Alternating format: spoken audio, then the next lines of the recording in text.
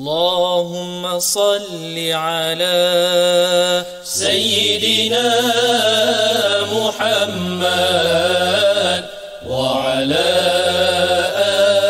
آل سيدنا محمد.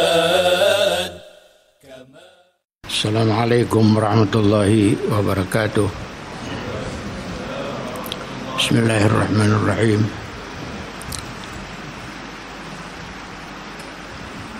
الحمد لله القائل ادعو إلى سبيل ربك بالحكمة والموعظة الحسنة وجادلهم بالتي هي أحسن. والصلاة والسلام على سيدنا محمد وعلى آله وصحبه أجمعين. أما بعد. Istilah memperkasa pada akhir-akhir ini memang sangat popular digunakan, terutama bagi aspek ekonomi.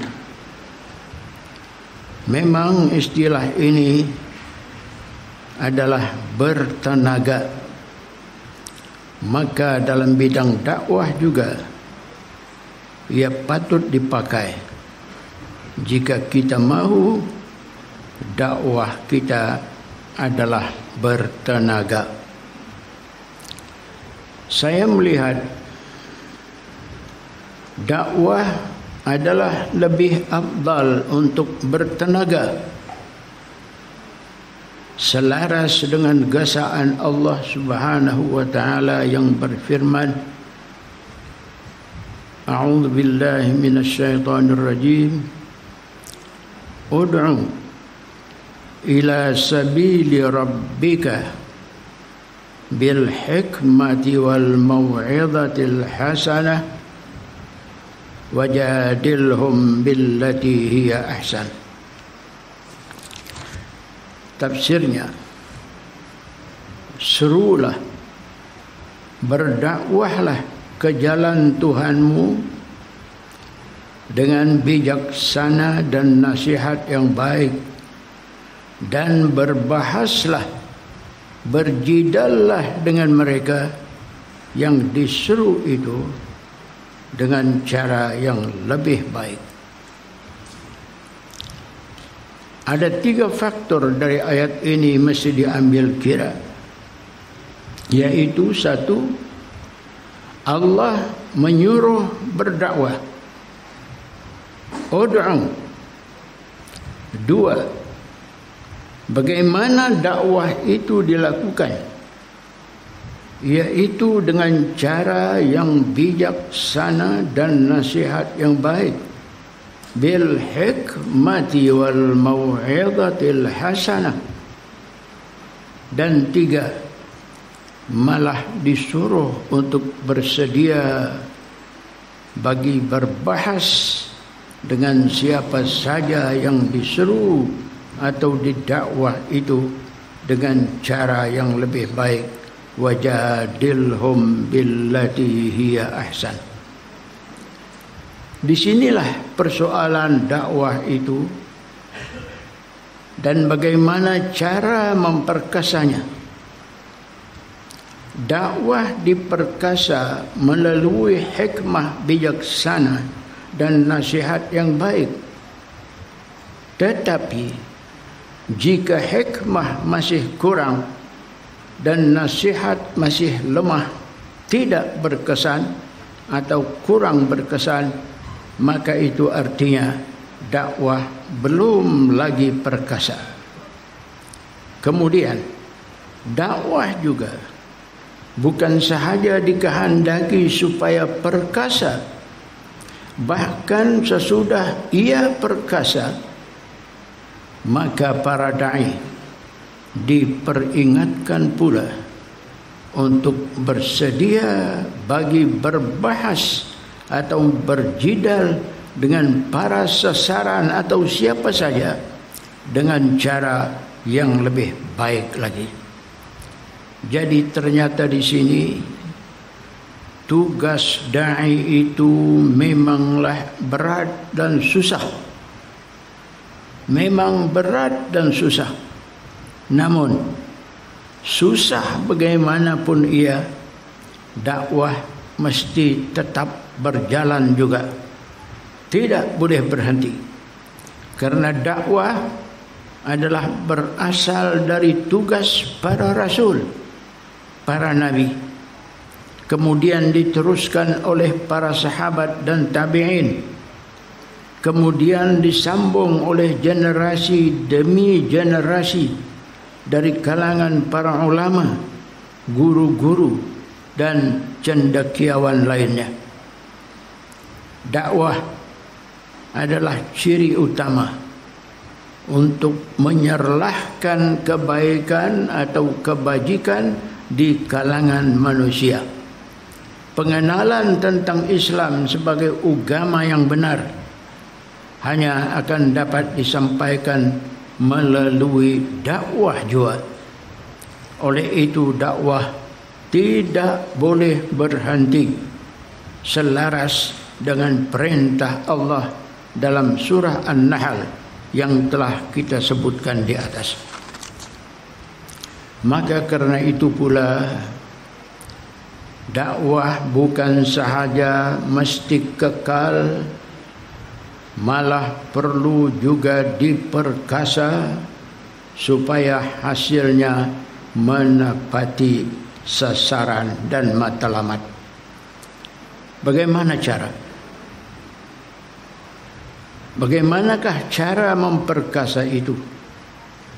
Pada hemat saya caranya, para dai hendaklah benar-benar menguasai kaedah-kaedah berdakwah yang terdiri daripada 3 kaedah pokok, yaitu 1. Dakwah bil lisan, dakwah dengan pengucapan. 2. Dakwah bil kitabah, dakwah melalui penulisan. Dan dakwah bil hal. Saya cuma akan fokus kepada dakwah bil lisan sahaja. Kaedah ini sangat-sangat penting, merupakan teknik berbicara seorang dai dengan menggunakan kemahiran lisannya ketika berceramah, ketika bertazkirah, ketika berkhutbah dan seumpamanya.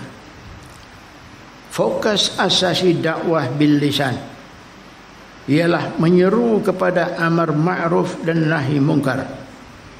Semua ini dilakukan dengan cara yang bijaksana, berhikmah, sehingga mampu untuk menawan hati para sasaran. Jika ini dapat dilakukan, maka berarti dakwah sudah boleh dianggap telah sampai kepada tahap perkasa. Namun turut mustahak diingat bahawa dakwah bil lisan juga boleh gagal, tidak perkasa jika penguasaan dai lemah dalam penyampaian dan penghuraian satu-satu tema atau tajuk yang dipilih. Ini yakni penyampaian dan penghuraian tersebut dianggap ia perwatakan berbicara seorang dai. Perwatakan ini perlu hebat untuk mempengaruhi sasaran. Dengan apakah penguasaan yang baik dapat dicapai? Jawabnya tidak lain dan tidak bukan ialah dengan ilmu juga, sebagaimana yang disebut oleh pengurusi seminar tadi.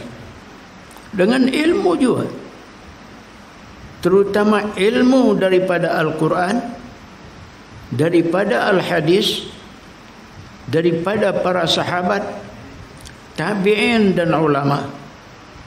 Sungguh banyak sehingga tidak boleh dihitung mutiara yang terdapat di dalam Al-Quran, mutiara yang terdapat di dalam Al-Hadis, mutiara yang terdapat di dalam riwayat-riwayat para sahabat, tabi'in dan ulama itu. Tinggal sahaja lagi kita para da'i dikehendaki tabah dan pandai memilih mana yang patut diutamakan sesuai dengan keadaan dan keperluan. Menyebut mengenai ilmu ini, selain ilmu kasbi, ilmu yang boleh didapat dengan cara belajar, di sana ada satu lagi ilmu namanya ilmu laduni. Ilmu laduni yang didapat bukan melalui jalan belajar, tetapi adalah langsung daripada Allah Subhanahu wa taala selaku kurnia kepada hamba yang dikehendakinya. Ilmu jenis ini tentu sahaja amat istimewa, tidak mungkin didapat, tidak mungkin dapat ditindih-tindih oleh lain-lain ilmu biasa. Dalam hubungan ini, pada hemat saya, para da'i amatlah beruntung jika memiliki ilmu laduni dalam masa berdakwah. Karena itu sangat mustahak untuk mereka itu menggantungkan harapan tinggi-tinggi dan banyak-banyak berdoa semoga Allah Subhanahu wa taala mengurniakan kepada mereka ilmu laduni di samping ilmu-ilmu biasa sebagai alat untuk mempertajam dan memperkasa dakwah mereka. Ilmu laduni sangat berguna dalam semua keadaan, baik untuk menjinakkan hati-hati ummah, hati-hati yang liar, supaya tunduk dan benar-benar yakin kepada Islam, maupun lebih diperlukan lagi ketika berjidal, ketika berbahas dengan musuh yang bertindak menghina Islam atau menghina Nabi atau menghina Al-Quran dan seumpamanya. Ini ada contohnya. Ada contohnya yang menarik lagi memberangsangkan. Telah pernah berlaku kepada Imam Abu Hanifah rahimahullah. Di zaman beliau itu telah muncul seorang mulhid atheis mencabar para ulama untuk berbahas dengannya. Semua ulama didapati tewas, tidak mampu untuk menghadapi cabaran si mulhid ini, kecuali hanya masih tinggal seorang sahaja lagi ulama yang belum berhadapan dengannya, yaitu Syekh Hamad, guru kepada Imam Abu Hanifah rahimahullah. Si mulhid telah meminta kepada khalifah pada masa itu supaya memerintahkan Syekh Hamad berbahas dengannya. Khalifah bersetuju dengan permintaan mulhid ini. Imam Abu Hanifah yang pada masa itu masih kanak-kanak lagi mendapati gurunya dalam keadaan duka cita. Lalu dia bertanya, "Wahai guru, mengapakah tuan berduka cita?"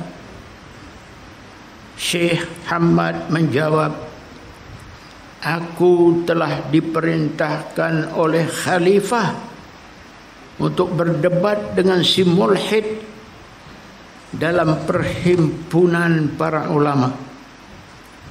Malam tadi aku bermimpi buruk."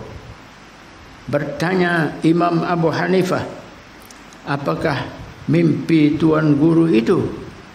Menjelaskan Syekh Hamad, aku bermimpi melihat sebuah dusun, sebuah kebun yang sangat luas. Terdapat di dalamnya sepohon kayu berbuah lebat. Tiba-tiba muncul seekor babi memakan habis buah-buah tersebut. Hanya yang tinggal ialah sebatang pohon kayu sahaja. Kemudian muncul seekor harimau terus menerkam babi dan membunuhnya. Mendengar ini, Imam Abu Hanifah berkata, Allah Subhanahu wa ta'ala telah mengajarkan kepada saya ilmu takbir mimpi. Saya melihat mimpi Tuan ini adalah baik bagi kita, bukannya buruk, tetapi buruk bagi musuh. Adapun dusun yang luas ialah agama Islam. Pohon kayu yang berbuah lebat pula ialah para ulama. Batang kayu yang tinggal ialah Tuan Guru sendiri. Babi yang muncul ialah si mulhid. Manakala harimau yang membunuh babi ialah saya sendiri.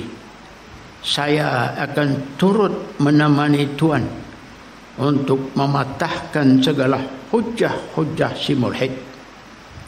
Mendengar ini, Syekh Hamad gembira. Lalu dia dan muridnya Abu Hanifah pun bergerak ke masjid Jami', di mana khalifah dan orang ramai sudah berhimpun di sana menunggu.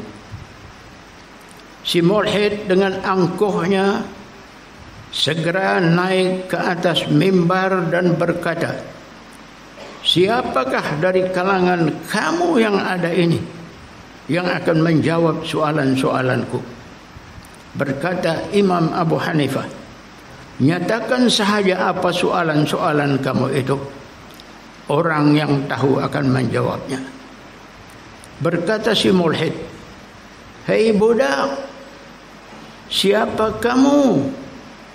Sedang orang tua, orang yang berserban besar dan berpakaian labuh, maksudnya para ulama, tidak mampu untuk berdebat denganku.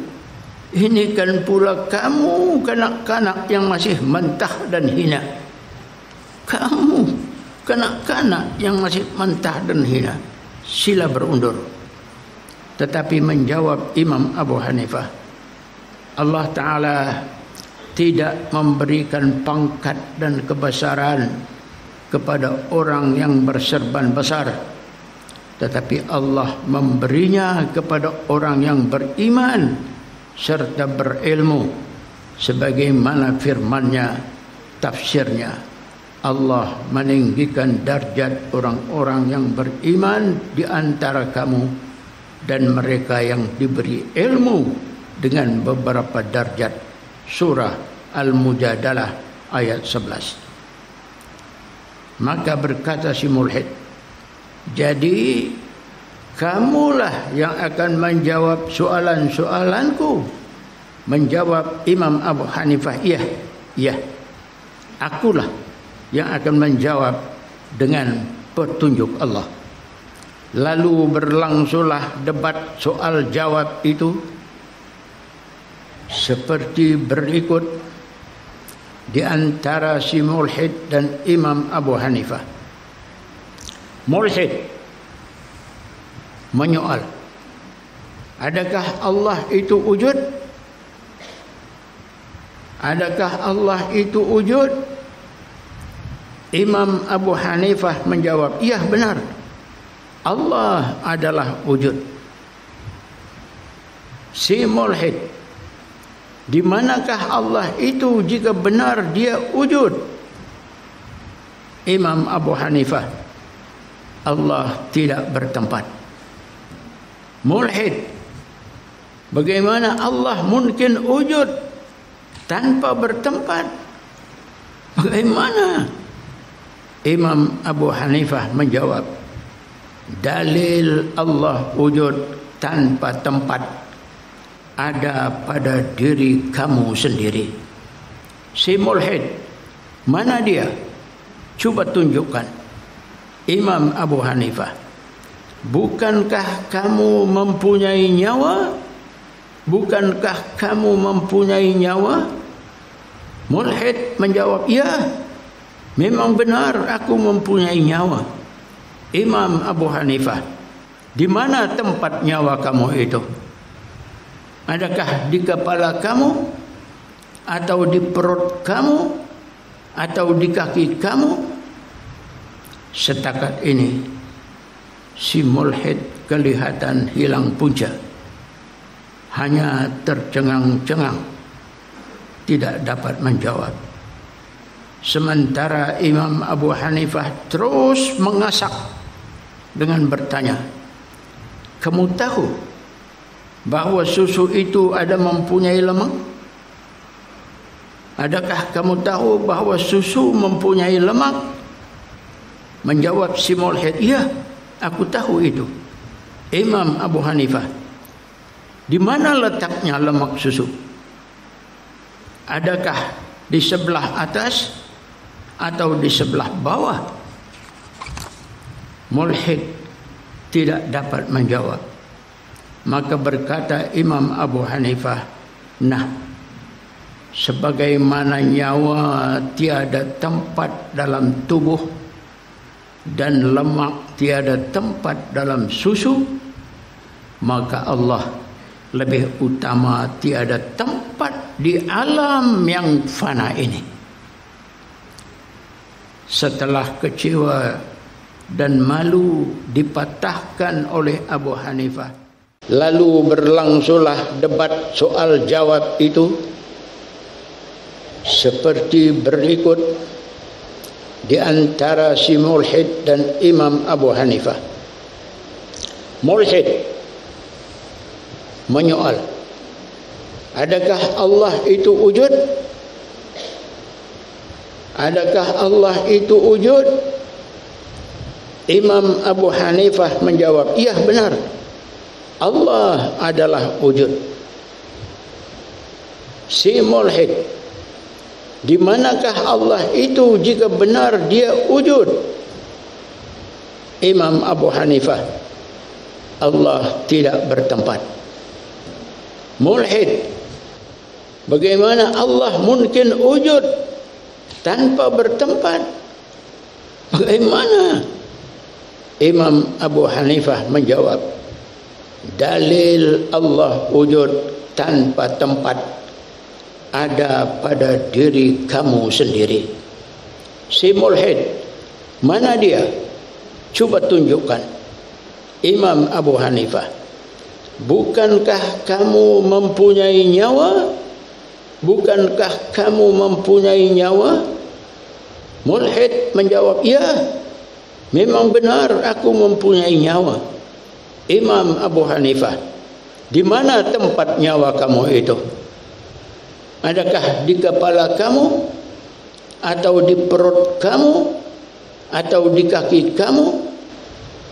Setakat ini si mulhid kelihatan hilang punca, hanya tercengang-cengang, tidak dapat menjawab. Sementara Imam Abu Hanifah terus mengasak dengan bertanya, kamu tahu bahawa susu itu ada mempunyai lemak? Adakah kamu tahu bahawa susu mempunyai lemak? Menjawab si mulhid, iya, aku tahu itu. Imam Abu Hanifah, di mana letaknya lemak susu? Adakah di sebelah atas atau di sebelah bawah? Mulhid tidak dapat menjawab.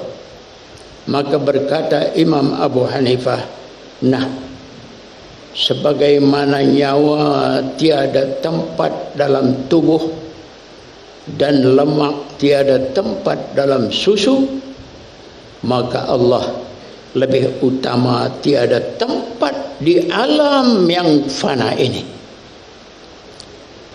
Setelah kecewa dan malu dipatahkan oleh Abu Hanifah, si mulhid mengambil peluang terakhir bertanya, apakah yang dilakukan oleh Allah sekarang? Sekarang ini apa Allah lakukan? Menjawab Abu Hanifah, cara kamu ini tidak betul. Sepatutnya orang yang menjawab berada di atas mimbar dan orang yang bertanya berada di bawah. Aku, kata Abu Hanifah, akan menjawab soalan kamu itu jika aku berada di atas mimbar dan kamu pula turun ke bawah. Maka turunlah si mulhid dari atas mimbar dan Abu Hanifah segera naik ke atas menggetingkan tempatnya. Apabila si mulhid telah berada di bawah, dia mengulangi pertanyaan. Nah, jawablah, apakah yang dilakukan oleh Allah sekarang? Menjawab Abu Hanifah, inilah yang Allah lakukan sekarang, yaitu Dia, yakni Allah, telah menggugurkan yang batil dari atas ke bawah, yaitu kamu, dan menaikkan yang hak, yang benar dari bawah ke atas, yaitu aku. Itulah yang dilakukan oleh Allah sekarang. Maka dengan itu si mulhid hilang punca, tewas dalam perdebatan ini. Sedang sebelumnya dia mengalahkan semua para ulama sehingga sampai menggugat masyarakat dan negara. Dengan apakah Imam Abu Hanifah mengalahkan mulhid ini? Dengan apa? Jawabnya tidak lain dengan ilmu laduni yang dikurniakan oleh Allah kepadanya. Ilmu ini bukan didapat oleh beliau daripada guru. Guru tidak mengajarnya ilmu ini. Begitu juga bukan didapat di sekolah atau di universiti. Bukan. Tetapi yang mengurniakan secara langsung kepada Imam Abu Hanifah tidak lain ialah Allah Subhanahu wa ta'ala. Ilmu laduni adalah ilmu istimewa daripada Allah yang didapat melalui ilham atau petunjuk daripadanya. Demikian hebatnya ilmu laduni itu. Para hadirin yang saya hormati, memperkasa kualiti da'i sebenarnya terpulang kepada para da'i sendiri. Mereka itu adalah tukang canang dakwah. Berdakwah terus menerus berarti si da'i terus menerus mempertajam dakwahnya. Tetapi jika sekali berdakwah kemudian berbulan-bulan tidak muncul berdakwah, itu namanya membiarkan dakwah layu, dan pendakwah pula terhakis kualiti dan lemah. Ini perlu diatasi demi memperkasa da'i dan sekaligus mempertajam dakwah. Dakwah adalah nasihat. Tidak boleh kendur-kendur dan berhenti. Malah Allah Subhanahu wa ta'ala juga menasihat. Allah menasihat. Firman-Nya dalam surah An-Nur ayat 17. Ya'idhukum Allah. Tafsirnya Allah menasihati kamu. Firman-Nya lagi dalam surah An-Nisa ayat 63. Wa'idhum. Tafsirnya nasihatilah mereka. Memang disuruh untuk terus berdakwah. Jangan berhenti dari berdakwah. Firman Allah dalam surah Al-A'raf ayat 176. Faqsasil qasasa. Tafsirnya, maka teruslah berkisah, berdakwah dengan kisah-kisah yang mengandungi pengajaran dan iktibar. Firman-Nya lagi dalam surah Al-Ghasyiyah ayat 21. Fadzakir innama anta mudzakir. Tafsirnya, berilah peringatan, sesungguhnya kamu adalah orang yang layak untuk memberi peringatan. Dan firman-Nya dalam surah Az-Zariyat ayat 55. Wa dzakir fa inna dzikra tanfa'ul mu'minin. Ayat 55. Tafsirnya, tetaplah atau teruslah memberi peringatan, karena sesungguhnya peringatan itu adalah berguna bagi orang-orang yang beriman. Begitu pentingnya dakwah atau nasihat untuk mengusai atau memperbaiki batin manusia. Berkata Abu Darda, tidak ada sedekah yang lebih disukai oleh Allah dari nasihat yang disampaikan oleh seorang mukmin kepada suatu kaum. Ketika mereka itu bersurai, katanya, Allah pun memberi mereka pahala kerana nasihat tersebut. Suatu ketika, seorang sahabat dari kaum Ansar duduk bersama-sama para sahabat yang lain. Sahabat ini memberi tazkirah dengan berkisah, memperingatkan mereka tentang akhirat. Tiba-tiba muncul Nabi sallallahu alaihi wasallam, dan melihat kemunculan Nabi ini, sahabat penyampai tazkirah pun bangun untuk mempersilakan baginda mengambil tempat. Tetapi Rasulullah sallallahu alaihi wasallam cepat-cepat bersabda, "La taqum min majlisika wa la taqta qisasaka. Fa inni umirtu an usabbira nafsi ma'al ladhina yad'una rabbahum bil ghadati wal 'ashi yuriduna wajhah." Maksudnya, janganlah kamu bangun, jangan beranjak dari tempatmu, dan jangan juga menghentikan kisahmu, dakwahmu, tazkirahmu, nasihatmu. Sesungguhnya aku telah diperintahkan untuk bersabar bersama-sama dengan orang-orang yang menyeru, yang berdoa dan mengingati Tuhan mereka pada pagi dan petang, semata-mata karena mengharapkan redanya. Baginda juga pernah bersabda, "La an aq'uda fi mithli hadzal majlis ahabbu ilayya min an u'tiqa arba'a riqab." Maksudnya, aku lebih menyukai untuk duduk di majelis seperti ini daripada aku memerdekakan 4 orang hamba. Abdul Malik bin Maisarah bertanya. Abdul Malik bin Maisarah ditanya, bukan bertanya, ditanya, majelis apakah yang dimaksudkan oleh Rasulullah itu? Beliau menjawab, majelis yang ada di dalamnya ahli kisah, ahli dakwah, dan ahli nasihat yang sedang menyampaikan dakwah atau nasihatnya.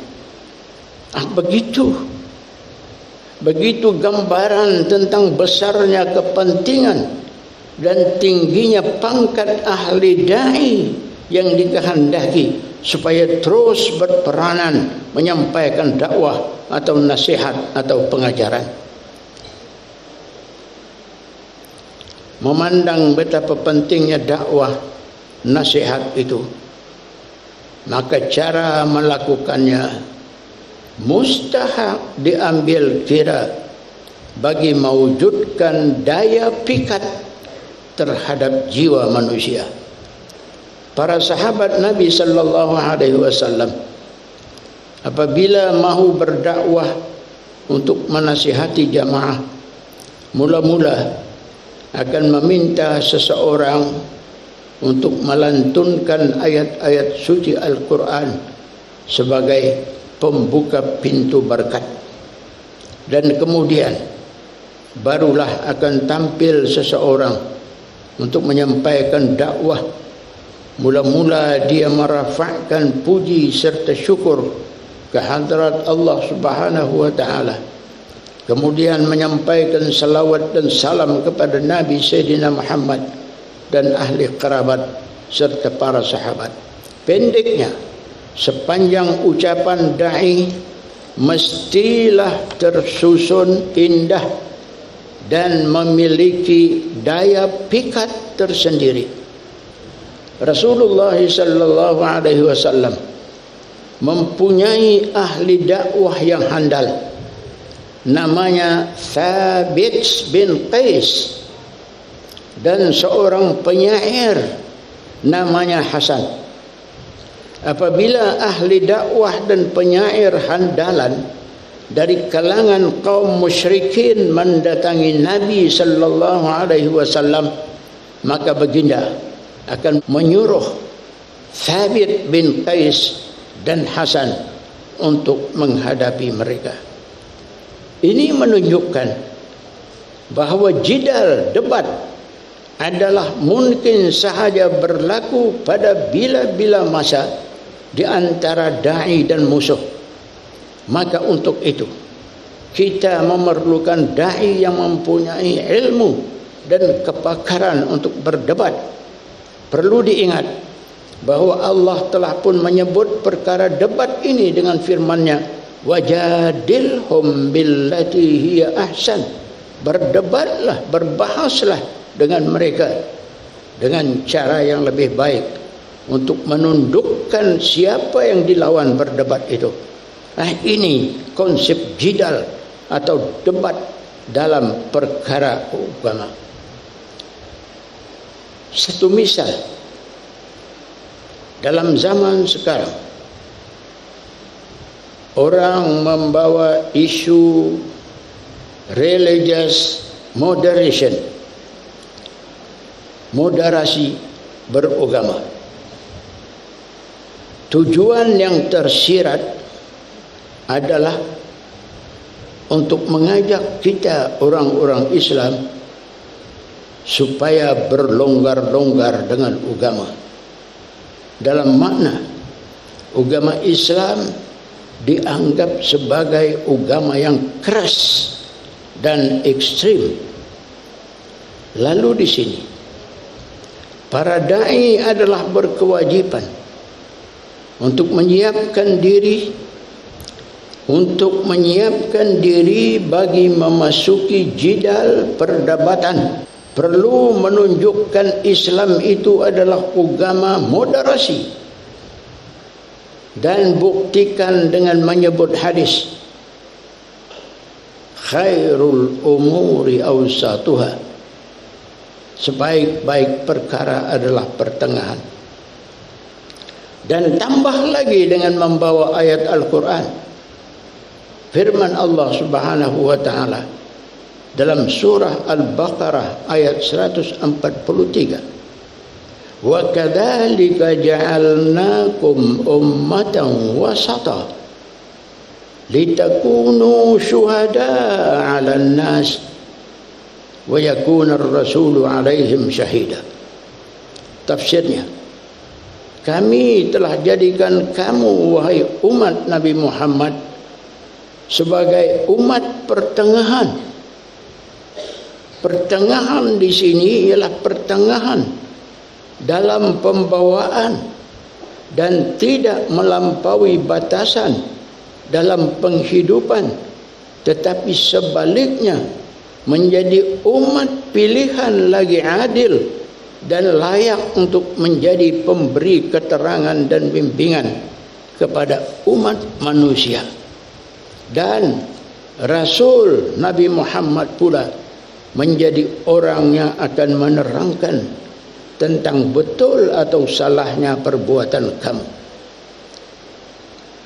Jadi dengan hadis dan ayat ini, apalagi yang orang mahukan tentang kesederhanaan, apalagi yang orang lain mahukan tentang kesederhanaan. Ini adalah bukti jelas bahawa Islam telah pun lebih awal menggariskan perkara itu. Jadi apa lagi yang orang lain mahu? Apa yang orang mahu, itulah yang mesti kita patahkan dan tolak. Misalnya, orang mahu supaya kita menjalani kehidupan bersama, berkongsi budaya, berkongsi cara hidup. Kalau orang lain merayakan hari ibadat atau hari raya mereka, kita orang Islam juga kononnya mesti sama-sama menyertainya atas nama moderation. Pendeknya, apa yang orang lain mahu ialah kita orang Islam ini mesti tunduk dan ikut sama apa yang orang lain itu buat atas nama moderation. Para dai perlu menyediakan alasan untuk menolak, tidak boleh melakukan perkara ini. Kerana Nabi kita sallallahu alaihi wasallam telah awal-awal memberi peringatan, man tashabbaha biqaumin fahuwa minhum. Barang siapa yang menyerupai suatu kaum, maka dia adalah dari kalangan mereka. Al-Hafiz Ibn Kathir menafsirkan hadis ini sebagai satu peringatan keras dan amaran untuk kita orang-orang Islam, jangan sekali-kali menyerupai orang lain di luar Islam dalam ucapan, dalam perbuatan, dalam pakaian, dalam perayaan, dalam ibadat dan lain-lain. Lebih-lebih lagi, perkara yang diserupai itu boleh merosakkan akidah. Ini mesti dilihat. Seperti sambil menyerupai, sambil hati kita bersetuju, suka dan reda terhadap apa yang diserupai itu, maka akidah di luar sadar kita di sini sudah pun rusak. Karena itu perlu diawas. Akidah adalah perkara yang amat sensitif. Lidah dan hati mesti benar-benar dikawal, mesti benar-benar dijaga. Kerana dari dua anggota inilah akidah boleh selamat dan begitu juga akidah boleh rosak. Said Qutb rahimahullah dalam tafsirnya Fi Zilalil Quran mengingatkan tentang orang yang berkata, baik juga ada anjing menjaga, kalau tidak sudah pasti pencuri masuk ke dalam rumah kita. Bagus juga ada anjing menjaga, kalau tidak sudah pasti pencuri masuk ke dalam rumah kita. Ucapan seperti ini pun menurut Said Qutb sudah merosakkan akidah. Ini perkara ucapan dengan lidah. Sementara perkara bersetuju dengan hati juga adalah sama bahayanya. Seperti kita turut bersetuju atau reda atau suka dengan agama lain selain Islam, sedang kita tahu firman Allah, inna ad-dina indallahil Islam. tapi kita turut juga bersetuju atau reda atau suka dengan agama lain selain Islam, atau turut bersetuju, turut reda, turut suka dengan apa yang dibuat berupa ibadat atau perayaan-perayaan keagamaan oleh orang lain di luar Islam. Ini juga mengikut jumhur berpendapat merosakkan akidah. Saya berpendapat perkara ini seperti ini adalah turut sangat penting untuk dilihat dan dihurai oleh seminar antara bangsa kita ini. Sekian saja. Wabillahi taufiq wal hidayah. Wassalamualaikum warahmatullahi wabarakatuh. Allahumma salli ala Sayyidina Muhammad wa ala ali Sayyidina